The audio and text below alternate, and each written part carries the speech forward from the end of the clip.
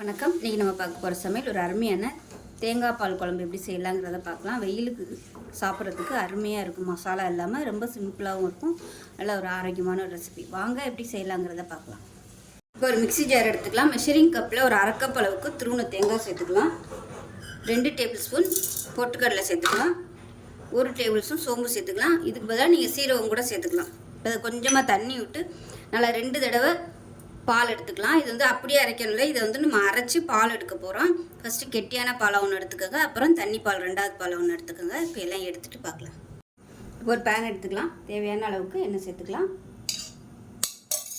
தேங்காய் எண்ணெய் சேர்த்துக்கோங்க, அதுதான் நல்லா டேஸ்ட்டாக இருக்கும்.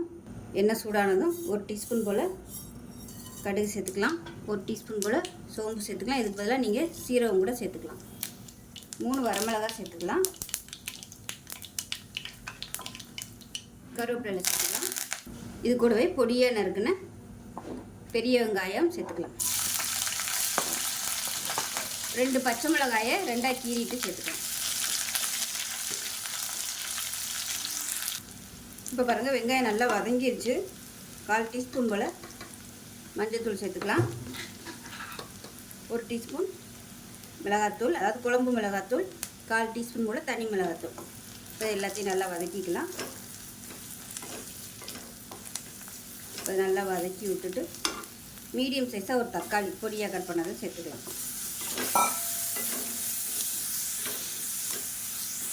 இப்போ கொஞ்சமாக உப்பு சேர்த்துக்கலாம். சேர்த்துட்டு நல்லா வதக்கி விட்டுக்கலாம். தேவைப்பட்டால் கொஞ்சமாக தண்ணி சேர்த்துக்கலாம். இந்த தக்காளி மசிகிறதுக்காக மட்டும் கொஞ்சமாக தண்ணி சேர்த்துக்கலாம்.